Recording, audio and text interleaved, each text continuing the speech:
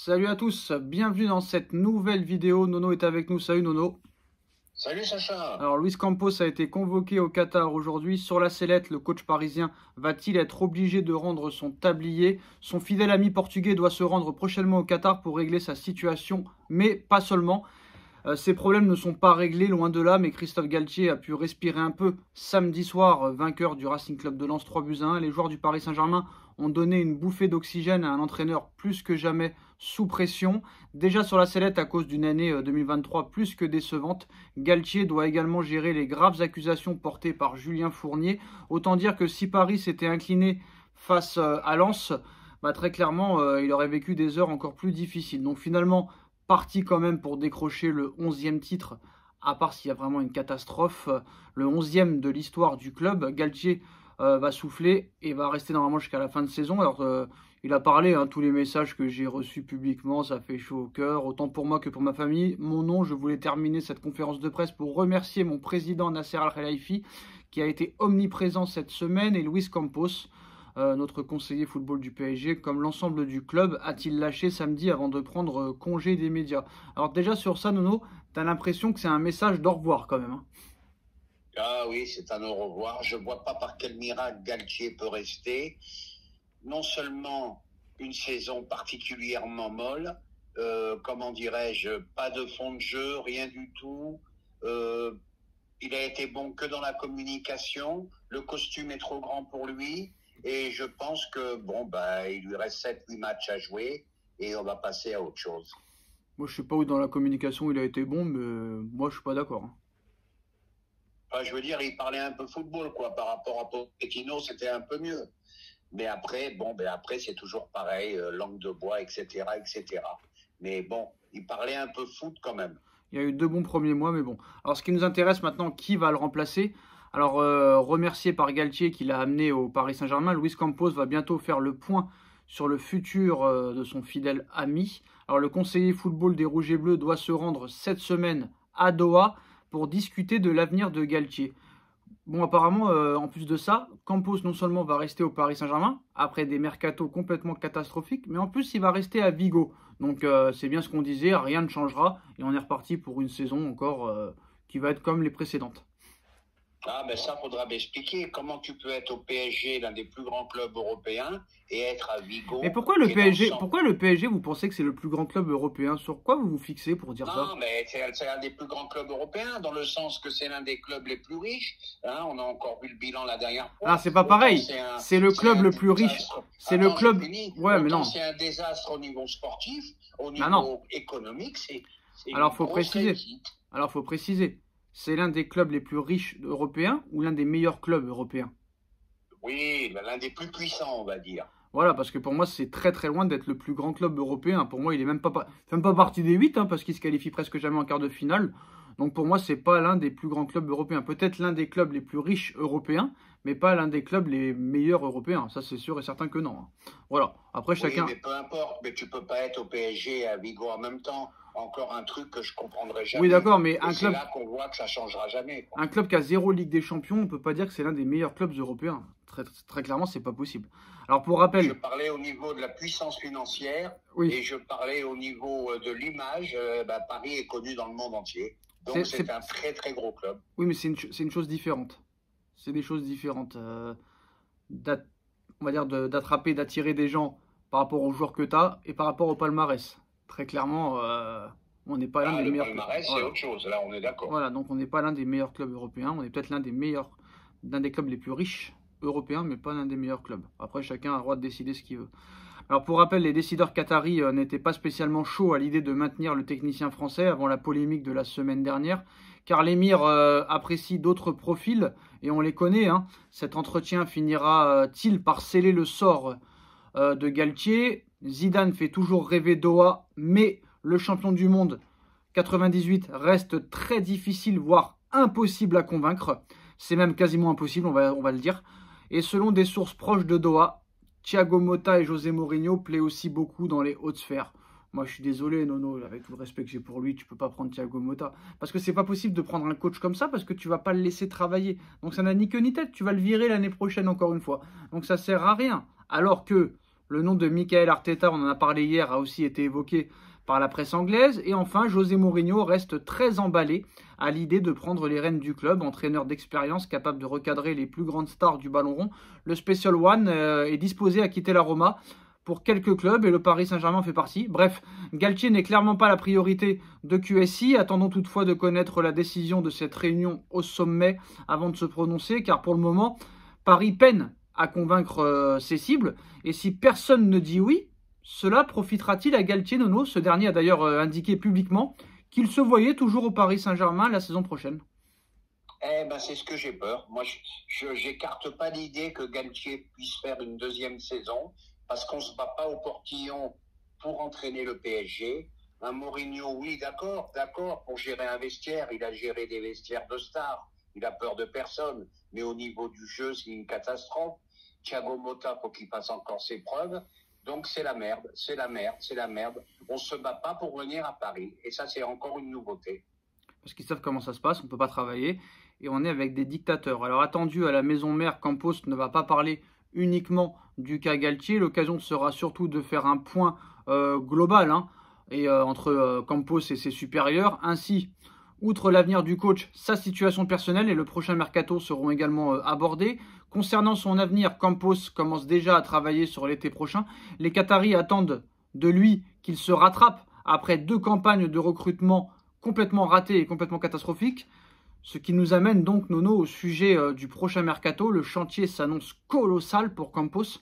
Le Portugais souhaite se débarrasser de plusieurs éléments avec des salaires colossaux, mais beaucoup sont quasiment impossibles à virer de façon définitive en raison des juteux contrats accordés, sans oublier les joueurs Draxler, Paredes, Wijnaldum, Icardi, Diallo, Kurzawa, Navas qui va revenir, qui sont prêtés cette saison et qui devraient faire leur retour dans la capitale.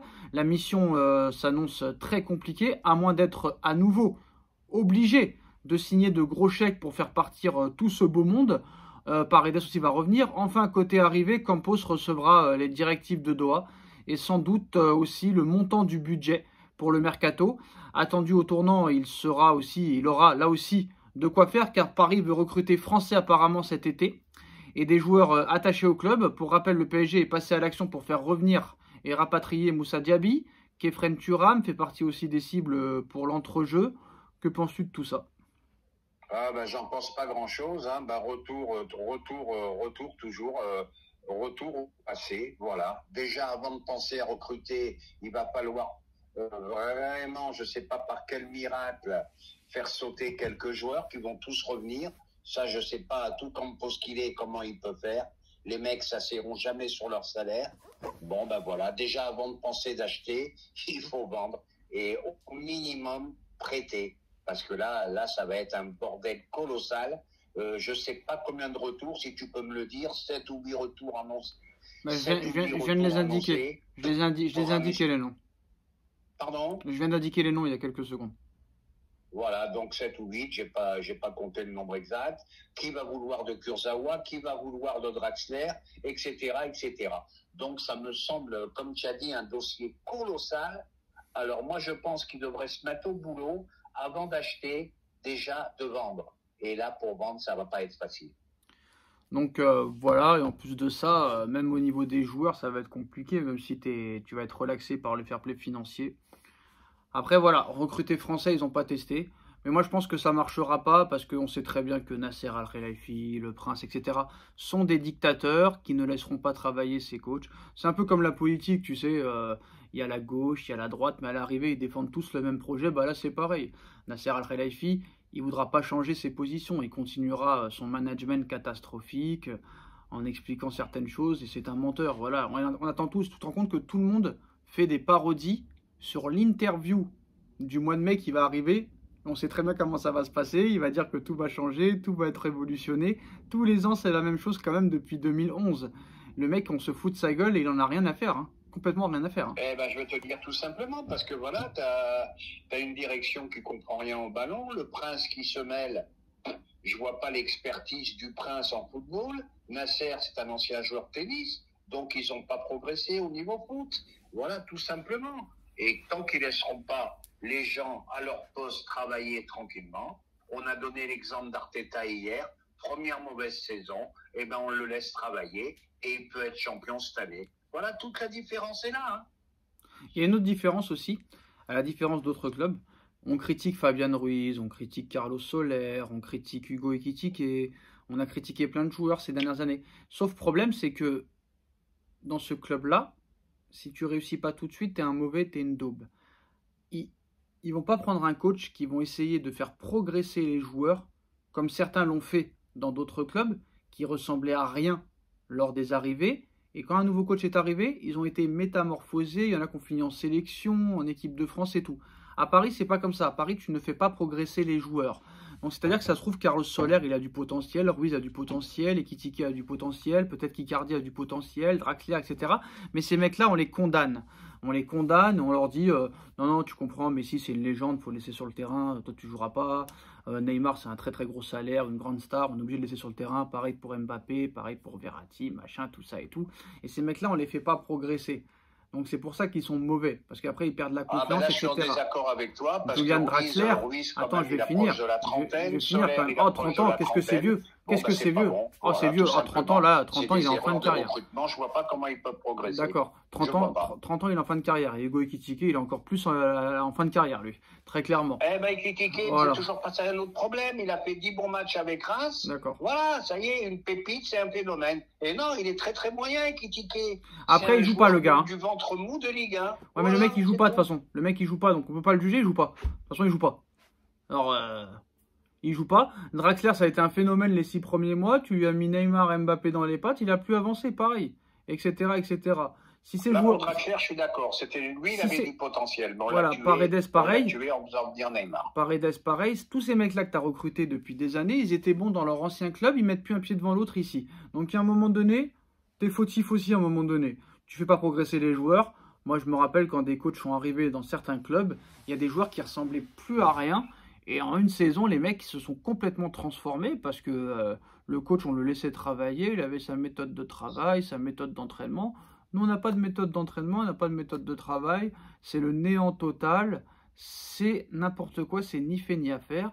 Donc ne vous y trompez pas, l'année prochaine, comme d'habitude, les premiers mois, ce sera sympathique. Et après, ça va retomber dans les polémiques. On arrivera au mois de janvier, il n'y aura que du jeu catastrophique. Et tu arriveras au mois de février, tu te feras éliminer en 8e de finale de Ligue des Champions. Et ça repartira, 2025, 2026, 2027, 2028, jusqu'à l'infini et au-delà. Nono, t'as le mot de la fin. Ben, le mot de la fin, j'espère qu'ils auront au moins l'intelligence, au lieu de dépenser des centaines de millions sur un joueur, de construire une fois pour toutes, d'acheter 2-3 bons mecs au milieu de terrain. Voilà, ça me paraît plus important et ça me paraît d'acheter plus intelligemment. C'est bien beau de mettre encore des 110, 120 sur Osimhen ou autres. Voilà, qu'ils achètent des milieux de terrain. Et s'ils n'ont pas compris que c'est vraiment la grosse lacune du PSG, c'est qu'ils comprennent rien au ballon. Ils comprennent rien au ballon et je pense pas que le milieu sera la priorité. Je pense pas que le milieu sera la priorité cet été. Voilà les postos pour eux, en tout cas pour eux. Alors que c'est une grosse priorité, il faut au moins 2 joueurs minimum au milieu de terrain pour se renforcer. Mais voilà, on va rester avec les Renato, avec les Carlos et avec les Fabian. Voilà les postos, c'est la fin de cette vidéo. Dites-moi en commentaire ce que vous en pensez. On like, on partage, on commente, on s'abonne. Et on se retrouve très vite pour une nouvelle vidéo. Salut Nono, merci à tous. Salut Sacha.